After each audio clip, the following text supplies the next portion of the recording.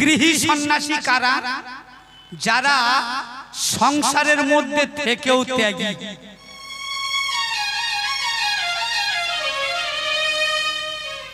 তো সন্ন্যাস নিতে গেলে আগে থেকে সেই অনুভূতি তৈরি করতে হবে। আপনার গালে চড় মারলে আপনি কিন্তু হেসে তাকে বলবেন তুমি ভালো থাকো। এরকম ত্যাগ। আপনি একজন নামি দামি মানুষ, সন্ন্যাস গ্রহণ করেছেন, আমি একজন অভক্ত, একটা টাকা আপনার হাতে দিলাম, তাতেই বলতে হবে ভগবান তোমায় ভালো রাখুন। সন্ন্যাস ধর্ম এত কঠিন। সংসারে থাকবে, কোনোটার প্রতি লোভ থাকবে না। স্ত্রী পুত্র বন্ধু বান্ধব সবাইকে চোখে দেখবে, কিন্তু ভোগী নয়। রাজা প্রশ্ন করছে, আস্তে আস্তে কথা নয়, এই যে সন্ন্যাস ধর্ম আর গৃহী ধর্ম।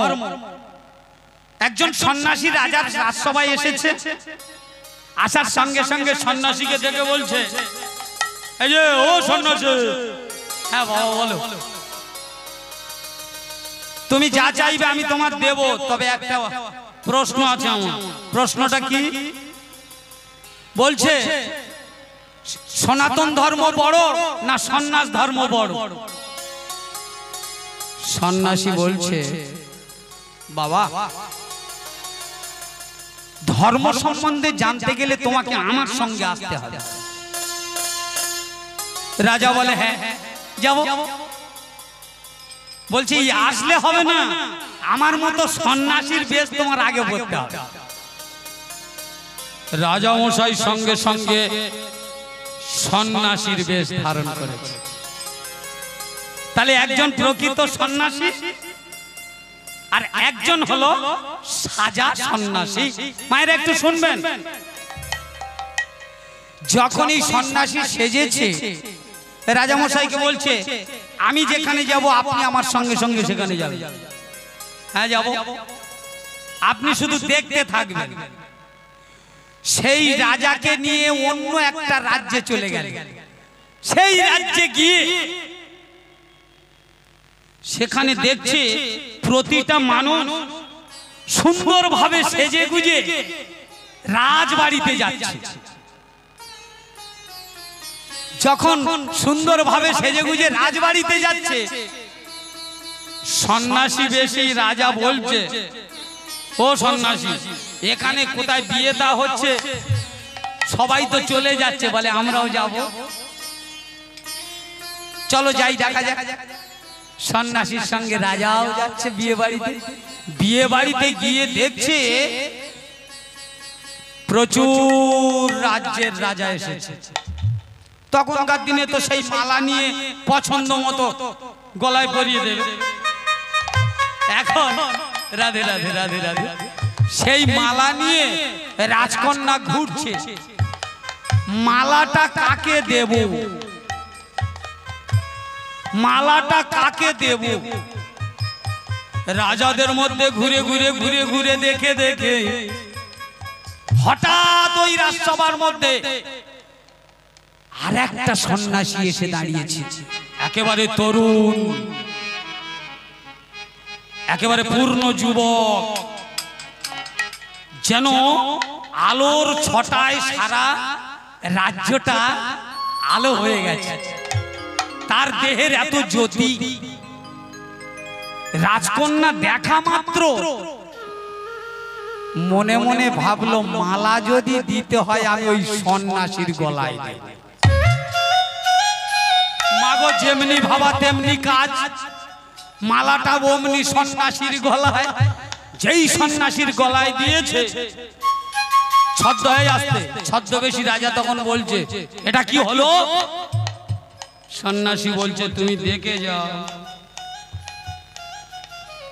রাজকন্যার যার ভালো লেগেছে সে মালা গলায় দিয়েছে। আমরা তো দর্শক, এরা গাছের তলায় বসে বসে দেখে। যেই না সন্ন্যাসীর গলায় মালা পরিয়ে দিয়ে বলছে আজ থেকে তুমি আমার বলে নিকুচি করেছে।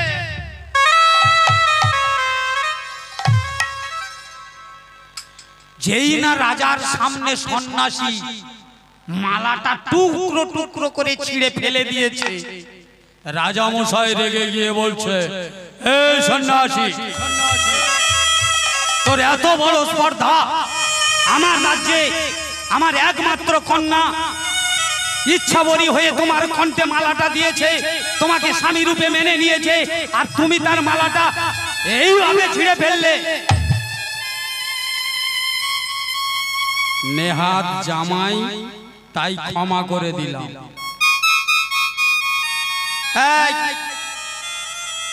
স্বীকার করে নাও, স্বীকার করে নাও। সন্ন্যাসী হাত জোড়ো করে বলছে, আপনি ভুল করছেন রাজামশাই, আমি ভুল করছি। হ্যাঁ, আপনি ভুল করছেন। আস্তে, একদম ছোট ছোট বাড়ি।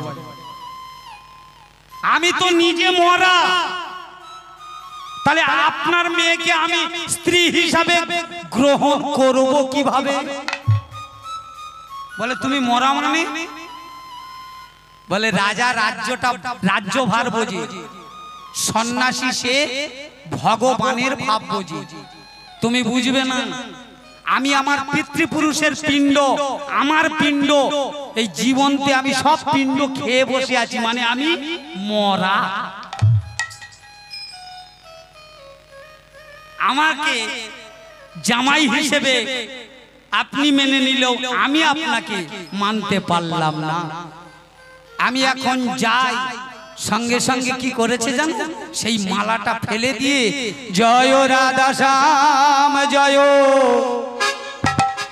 জয় গিরিধারে, জয় রাধা শ্যাম জয় জয় গিরিধারী, জয় রাধা শ্যাম জয় জয় গিরিধারী, জয় রাধা শ্যাম জয়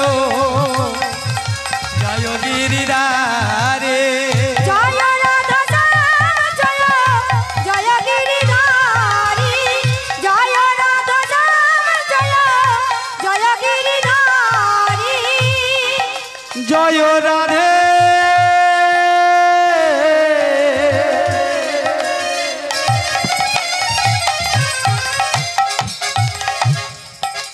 জয় রাধে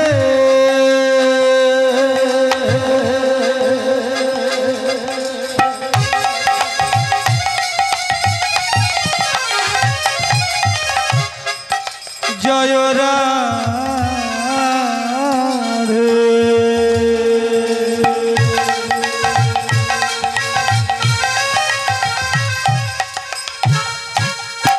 জয়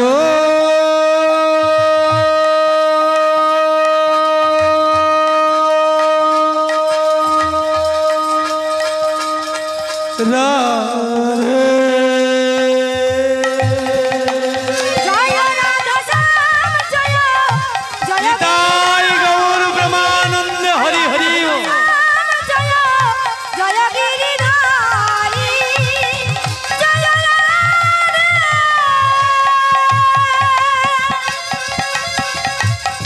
জয় রাধে,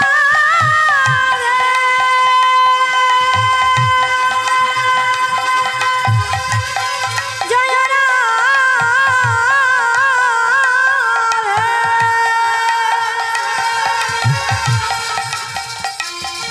জয় রাধে।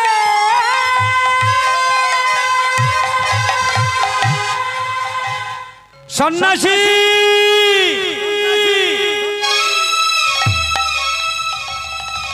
তুমি দাঁড়া।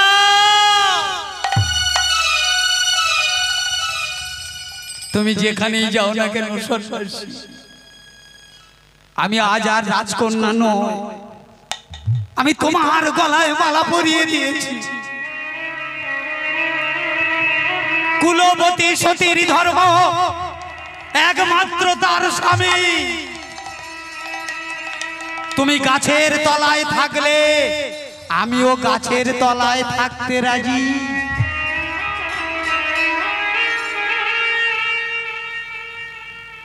এখনকার মারা খুব ভালো।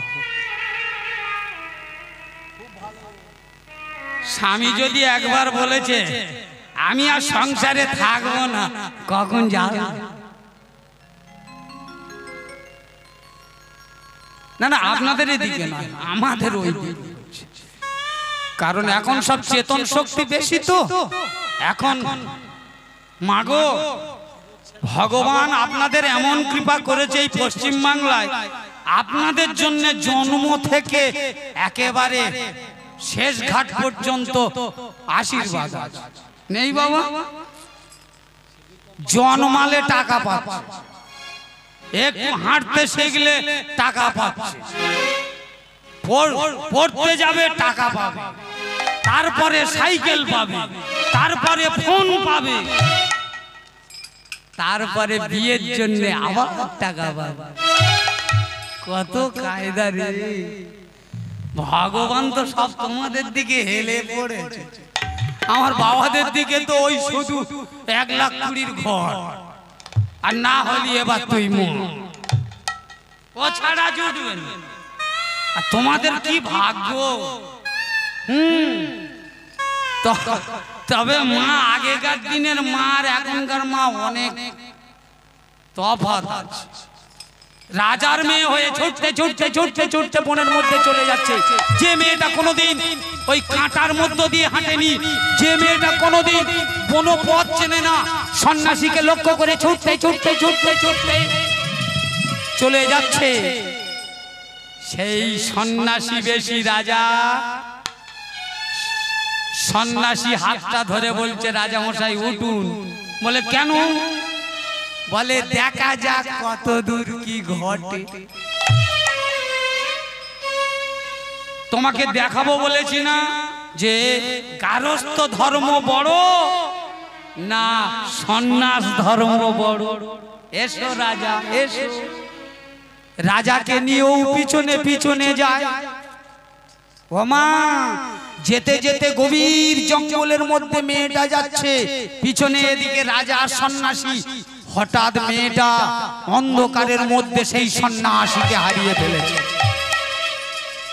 যেই না সন্ন্যাসীকে হারিয়ে ফেলেছে, চতুর্দিকে অবলা নারী খুঁজছে, চিৎকার করে ডাকছে, তুমি কোথায় গেলে? ওগো ওগো, তুমি শুনছো? আমি যে নারী, আমি যে অবলা, আমায় ছেড়ে যেও না, যেও না, যেও না।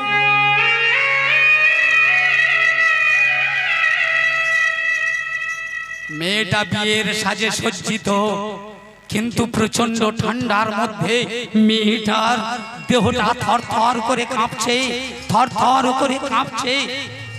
মেয়েটা কোনো কিছু না পেয়ে সেই অন্ধকারের মধ্যে একটা বড় বৃক্ষের তলদেশে পাতা কুড়াচ্ছে, পাতা কুড়াচ্ছে। রাজামশাই বলছে মেয়েটা পাগল আছে। বলে চেপে যাও, শুধু দেখো কি হয়। রাজামশাই ছদ্মবেশী বসে বসে দেখছে, সন্ন্যাসী দেখছে। এমন সময় ওই যে পাতাগুলি গুড়িয়েছে না, ঠান্ডা লাগছে তো, একটু আগুনের প্রয়োজন এদেরও লাগছে, কিন্তু এরা দেখছে আগুন না থাকলে পাতাটা জ্বলবে কি করি। এ কি তোমার লীলা খেলা, আমারে দাও শুধুই জ্বালা।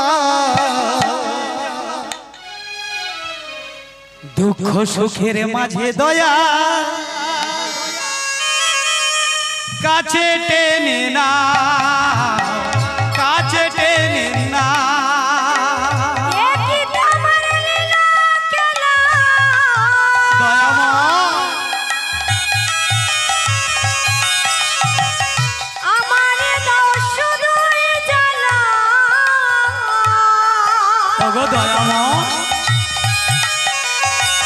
দুঃখ সুখের মাঝে তুমি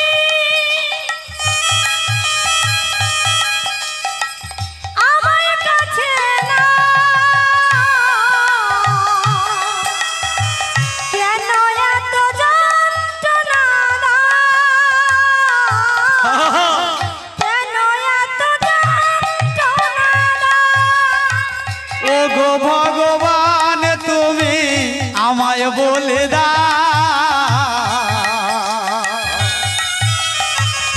দুঃখ সুখের মাঝে তুমি কেন কাছে টেনে নাও গো, কাছে টেনে নাও। কি তোমার লীলা খেলা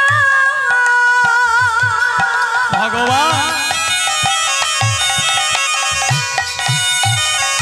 আমারে দাও শুধুই জ্বালা। বুঝতে পারি না ঠাকুর, দুঃখ সুখের মাঝে দয়া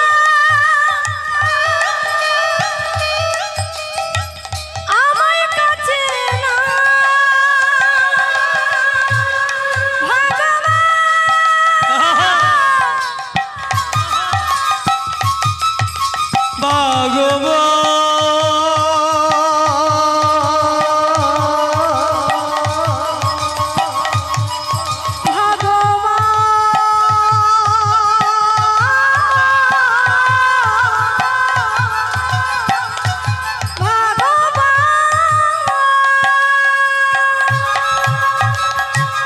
আস্তে আস্তে রাধে রাধে রাধে। কে কাঁদছে বলো তো?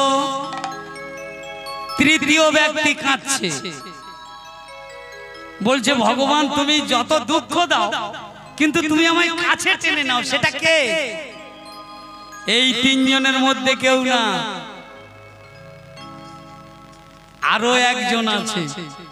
সেটা কেউ নয়, ওই গাছের ডালে একটা পুরুষ আর একটা নারী, তাদের দুটি বাচ্চা, পাখির মধ্যে পায়রা।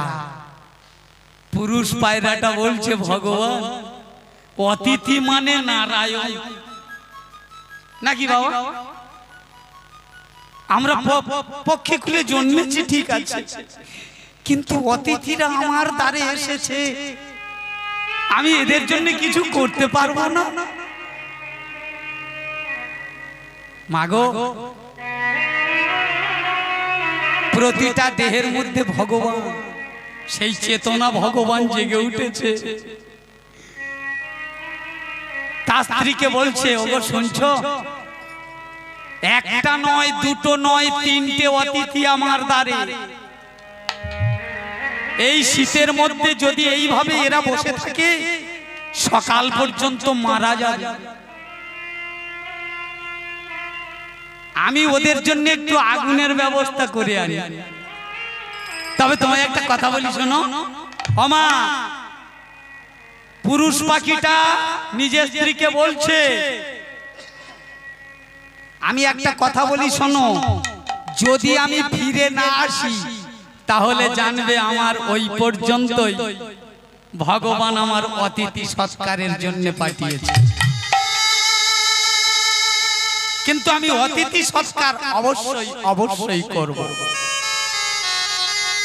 গোবিন্দ তুমি কৃপা করো, তুমি দয়া করো, তুমি দয়াময় করুণাময় ভগবান।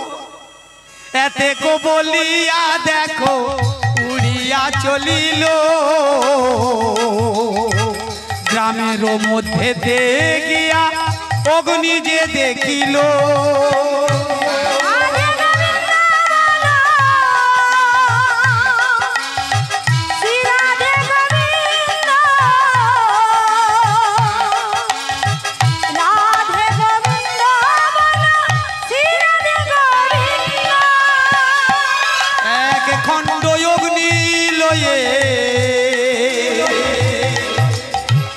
উড়ে উড়ে যা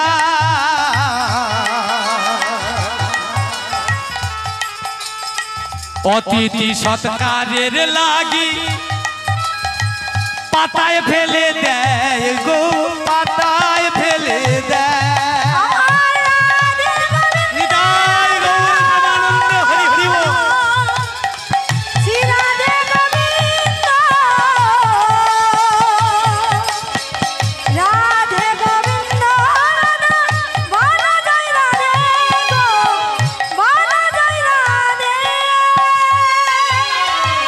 যখনই ফেলে দিয়েছে না, অগ্নিটা দাউ দাউ করে জ্বলে উঠেছে।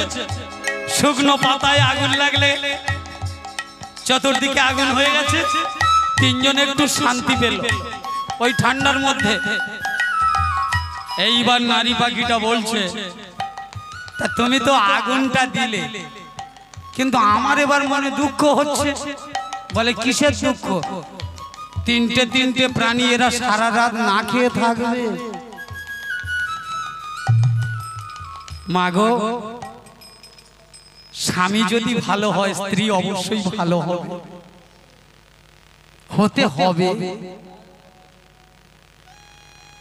ঠিক ঠিক লক্ষ্য করে দেখুন, স্ত্রী পাখিটা যেই না বলেছে, হ্যাঁ গো অতিথিরা এসেছে, তুমি ওদের আগুনটা দিয়ে বাঁচালে, কিন্তু অতিথি নারায়ণ তারা যদি উপবাসে থাকে আমাদের পাপ হবে না? বলে তবে আর দেরি করো না, এতে কো বলিয়া পাখি আগুনেতে পড়ে, কৃষ্ণ কৃষ্ণ কৃষ্ণ বলে দেহ গেল পুড়ে।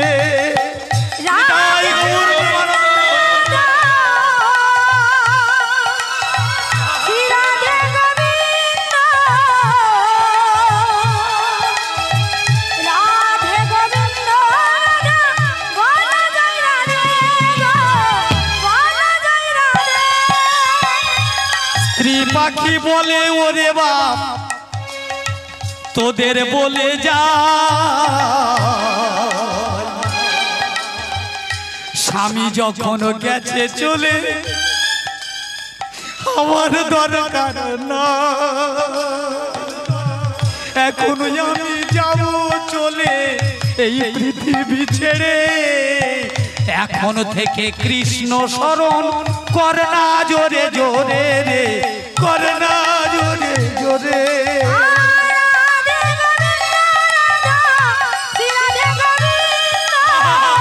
সবাই মিলে হরে কৃষ্ণ নাম করুন।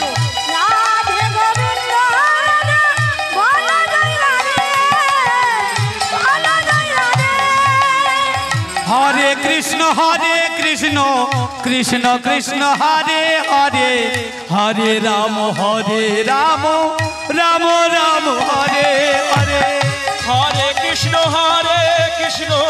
কৃষ্ণ কৃষ্ণ হরে হরে, হরে রাম রাম রাম হরে হরে।